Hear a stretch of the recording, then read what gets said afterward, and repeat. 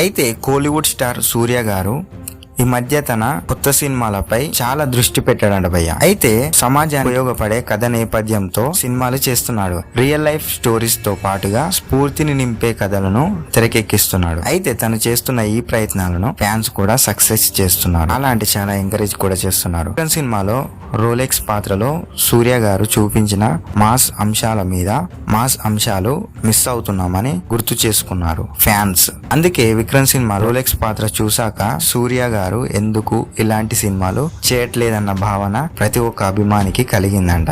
ఈ విషయం తను కూడా గుర్తించిన సూర్య గారు ఇప్పుడు తన మాస్ క్యారెక్టర్స్ అన్ని కూడా సినిమాలలో చేస్తున్నట్లు అర్థమవుతుంది. సూర్య గారు ప్రస్తుతం కంగువ సినిమాతో వస్తున్నాడు. శివ డైరెక్షన్ లో తెరకెక్కుతున్న ఈ మూవీ సూర్య గారు ఈ మూవీలో నెక్స్ట్ లెవెల్ పర్ఫార్మెన్స్ తో అలరిస్తాడని అంటున్నారు.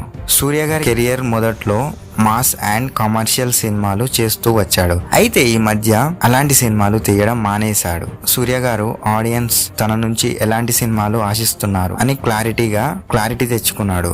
అందుకే సూర్య గారు సూర్య 44 అని కంప్లీట్ గా ఫ్యాన్స్ కి మాస్ ఫిట్ అందించేలా చేస్తున్నాడు. కార్తీక్ సుబ్బరాజు కూడా ఈ సినిమాలో వింటేజ్ సూర్య అని కాకుండా వింటేజ్ సూర్య అని చూపించబోతున్నాడంట.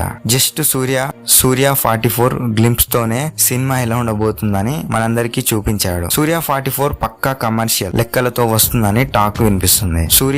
సూర్య గారు గ్యాంగ్ స్టార్ గా కనిపిస్తున్నారు.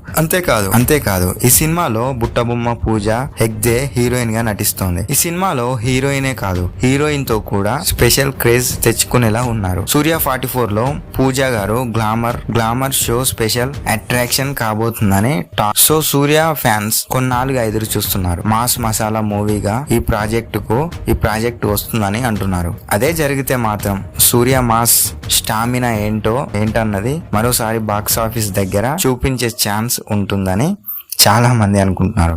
సో గైస్, ఈ వీడియోపై మీ ఒపీనియన్ ఏంటో మీరు కూడా చెప్పండి.